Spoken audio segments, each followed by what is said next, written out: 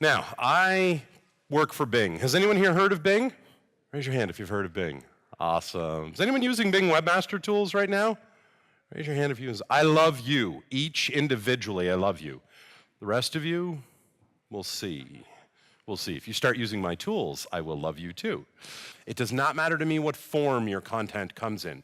What matters is that that content is engaging, that people feel the need to stay with it, to share it with their family and friends, to point links to it.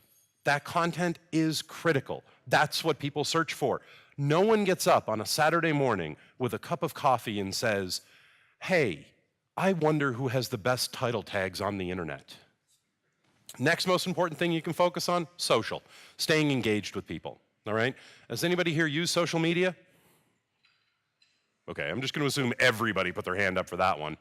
The reality with this is you have to stay connected with people. It's about building your brand and your community. And if you do that, they will talk about you.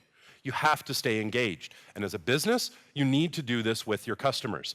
If someone is complaining about you, that is an opportunity to change their mind publicly where everyone else sees you engage. Everyone else sees how good you are with customers.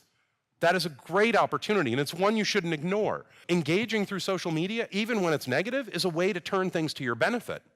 Do usability testing. Hire a company, do it, you will see immediate and huge improvements in everything you're doing. Not only that, but if you pay attention along the way, you will learn a lot of lessons that you can then apply to your future versions without having to pay for the service again. What matters to me, though, is that links are being built.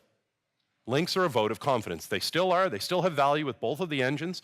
They're still worth pursuing, but you have to be smart about it. You have to do it the right way. The way you do it is by encouraging people, by giving them content that is so good, they can't help but go tell their friends about it. They can't help but click a link, share it on Facebook, share it on Twitter, talk about it on their own, because we are social. Human beings are social, and we love nothing more than to tell our friends something they haven't heard yet that blows their mind. Social media with excellent content is the tool that we love to use for that. And then, obviously, there's SEO. We talked about that at the beginning. It's up there because it's important. You still have to do these things. But if you get content right, and you've got a great social presence and your usability is good, you never did any SEO, you'd still be number one. The search engines follow searchers. And if searchers love you, we love you. We will forgive all kinds of sins if they love you. So if you have 10,000 followers on Twitter and you're following 10,000 people, that's a net zero. That's no value to you. You cannot consume conversations from 10,000 people, and we know that. So that does you no good.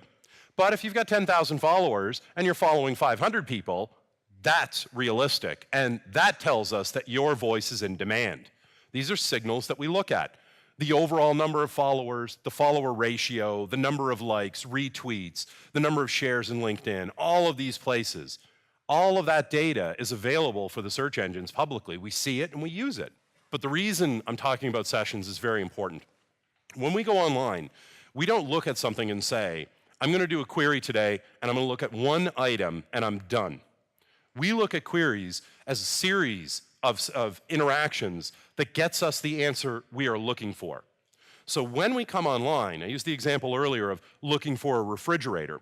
When we come online looking for that refrigerator, we end up doing a lot of research on it. Start Saturday morning with our laptop and our coffee. Then we have to run errands, so then it moves over to our handy.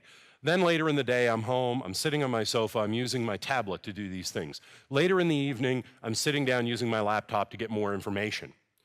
Monday comes around, I go to the office. I do a little bit of research at noon, then at the end of the day, I come home. We're 48 hours searching on essentially the same topic here. This is one session. So I urge everybody who is doing keyword research to think beyond keyword research and start thinking about session research, looking at trying to establish a pattern of how people are finding a keyword, coming to you, and then what they're consuming with you, so you have a better understanding of what their session is about. It gives you some really great insights. 50% of these queries that are happening, these sessions that are happening, are longer than 30 minutes. That is a lot of time for somebody to be engaged in something online. In fact, a lot of these sessions happen over multiple days. That is a really great opportunity for you to stay engaged with someone, to stay top of mind, and make sure that you're there when they're doing their purchase.